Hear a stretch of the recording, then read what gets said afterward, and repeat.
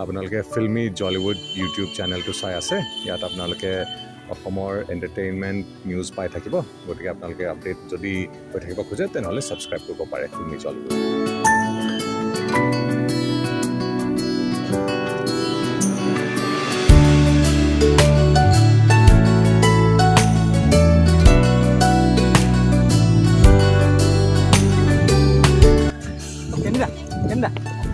হেৰি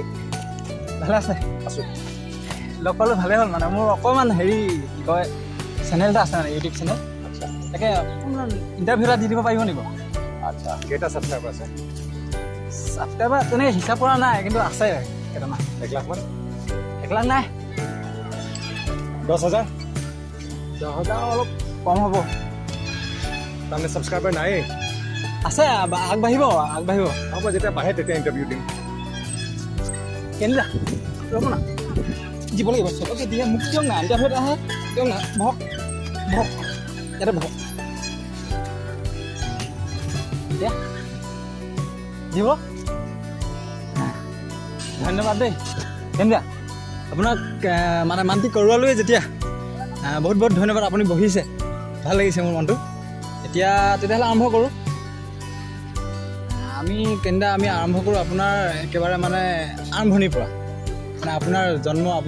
ঠাইৰ বিষয়ে অকণমান আমাৰ দৰ্শকসকলে হয়তো জানিব বিচাৰিব মোৰ জন্ম গুৱাহাটীতেই হয় আই থিংক মোৰ জন্ম মেডিকেলতেই হৈছিল ক্লাছ 2লৈকে ইয়াত পঢ়িলোঁ ডন বস্কো তেজপুৰত তাৰপাছত ডন বস্কো গুৱাহাটীত তাৰপাছত ডন বস্কো তেজপুৰ তাৰপাছত ছেইণ্ট মেৰিজ লখিমপুৰৰ পৰা মেট্ৰিক দিলোঁ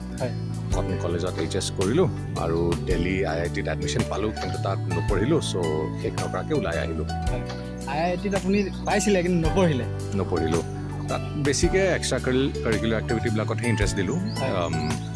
নাটক চাটক কৰিলোঁ অলপ অকণমান মিউজিক কৰিলোঁ এইকেইটাই আৰু এণ্ড গাৰ্লফ্ৰেণ্ডৰ লগত ঘূৰি ফুৰিলোঁ পঢ়া শুনা বহুত কম কৰিলোঁ ভাল লাগিলে আপোনাৰ এই কথাকেইটা গম পায় আৰু মানে কি এতিয়া গম পালোঁ মই আপুনি মানে অভিনয়ৰ প্ৰতি আপুনি নাটকৰ থ্ৰুৱেদি মানে আহিছে অভিনয় নাটক মই বহুত বেছি কৰা নাই স্কুল আৰু কলেজতেহে কৰিছিলোঁ স্কুলত কমেডি নাটক কেইটামান কৰিলোঁ তাৰপিছত কলেজত HSত নহয় IITত মোৰ কেইটামান ছিনিয়ৰ্ছ আছিল তেওঁলোকৰ পৰা ভাল ট্ৰেইনিং এটা পালোঁ নাটক কৰোঁতে ৱৰ্কশ্বপিং এক্সাৰচাইজ যিখিনি কৰিলে সেইখিনি ভাল এটা ট্ৰেইনিং হ'ল মোৰ কাৰণে হয় আমি কেতিয়াবা এনেকুৱা হঠাৎ কিছুমান মানে পাই যাওঁ আমি ভাগ্যত থাকে হয়তো কেতিয়াবা মোৰো এনেকুৱা ধৰণৰে হৈছিল মানে কি অভিনয়ৰ জগতলৈ মোৰো অকণমান মানে হেঁপাহ আছে কৰিব চেষ্টা কৰি আছোঁ মানে কি কেতিয়াবা ভাল ধৰণৰ এটা মানে ৱৰ্কশ্বপ এটা ক'ৰবাত হঠাৎ পাই গ'লোঁ সেইটোৱে হয়তো আপোনাৰ টাৰ্ণিং পইণ্ট বুলি ক'ব পাৰিব আপোনাৰ ধৰক সেনেকৈ আপুনি সেইফালে বা মনটো নিজৰ থাকিব পাৰে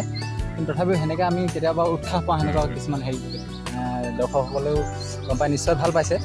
এতিয়া কেনিদা আপোনাৰ আমাৰ ছবি জগতলৈ আহোঁ আপুনি আৰম্ভণি খুব সম্ভৱ লোকেল কুংফু 1ৰ পৰা আপোনাৰ প্ৰথম ডাইৰেকশ্যনো লোকেল কুংফুৱে আছিল প্ৰথম লোকেল কুংফু তাৰ আগত বম্বেত অলপ এক্টিং কৰিলোঁ অকণমান লিখি কৰিলোঁ বাট মেইনলি তেতিয়া গম পালোঁ যে নিজে ফিল্ম বনালেহে অকণমান কেৰিয়াৰটো আগবাঢ়িব সেইকাৰণে সস্তীয়া DSLR এটা কিনি পেলাই লোকেল কুংফু কৰা আৰম্ভ কৰিলোঁ চ' সেইটোৱে আৰম্ভণি আছিল আপুনি কৈছে যে এটা সস্তীয়া DSLR কথা কৈছে আচলতে মই ভাবোঁ সকলোৱে গম পায় যে এটা ভাল বস্তু মানে নিৰ্মাণ কৰাৰ কাৰণে ভাল যিকোনো এটা কাম আগবঢ়াবৰ কাৰণে মানুহৰ মনোবলটো মেইন মানে মনৰ যিটো শক্তি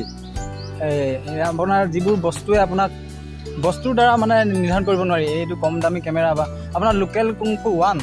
সেইখনেই পৰিচয় এটা মানে কি কম দামী কেমেৰা বা কম দামী আৰম্ভণি কৰা নতুন কিছুমান আৰ্টিষ্ট সেয়া যে আপোনাৰ ভাল এটা সফলতা সেই কম দামী বস্তুৱে আমি ভাল কাম কৰিব পাৰোঁ নে কি কয় আপুনি এইটো বহুত ফেক্টৰত ডিপেণ্ড কৰিব কম দামী বস্তুখিনি লৈও বহুত বটলা কাম হৈ যায় দামী ইকুইপমেণ্ট লৈও বটলা কাম হয় ভালো কাম হয় চ' ইকুইপমেণ্টৰ লগত কোনো কথা নাই মানুহকেইজন ভাল হ'ব লাগিব স্কিল্ড হ'ব লাগিব হাৰ্ড ৱৰ্কিং হ'ব লাগিব তেতিয়াহে অভাৰঅল গোটেই প্ৰডাক্টটো ভাল হৈ যায় চ' মেইনলি সেইটোৱেই কোনে ইণ্ডিভিজুৱেলছ ইনভলভ আছে আৰু তেওঁলোকৰ স্কিল লেভেল কেনেকুৱা কিমান হাৰ্ড ৱৰ্কিং গোটেইখিনি ফেক্টাৰ্ছ একেলগে মিলি পেলাই হয়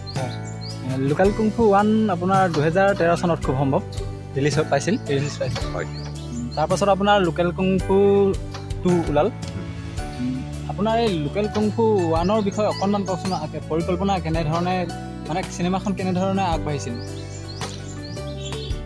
আমি আমাৰ গোটেইকেইজন মানে মোৰ যিকেইজন তাত কাষ্ট আছে লোকেল কুংফুত তেওঁ মোৰ চব চিনাকি friends and family members and আগৰ পৰাই জানো যে মই এইকেইটাৰ লগতে কাম কৰিম কাৰণ তেওঁলোক মাৰ্চেল আৰ্টছত ভাল আৰু এক্টিঙতো মোটামুটি ঠিক ঠাকে আছে মই সকলোৰে অডিশ্যন লৈছিলোঁ মানে যদি মোৰ ফেমিলি মেম্বাৰ হয় ফিল্ম এটা হ'লে যদি জোকৰ পাঞ্চলাইনটো বৰবাদ হৈ যায় তেনেহ'লে জোকটো কোনো কাম নাই চ' যদিও মানুহ এজনৰ অকল এটা ডায়লগ থাকে মই অডিশ্যন লৈছোঁ তেওঁ চ' মোৰ 3 নম্বৰ মামা ফৰ এক্সাম্পল তেওঁ ঐ হাগা লাগিছে নেকি হয় এই ডায়লগটো তেওঁ কয় কিন্তু সেইটো ৰোল দিয়াৰ আগতো মই তেওঁৰ অডিশ্যন লৈছোঁ যে এই ডায়লগটো তেওঁ ক'ব পাৰিবনে নাই তেওঁ ভালকৈ ক'ব পাৰিলে কাৰণেহে মই এই ৰোলটো দি দিলোঁ আৰু সেই এটা লাইনটো বহুত ইম্পৰ্টেণ্ট হৈ গ'ল পাছলৈ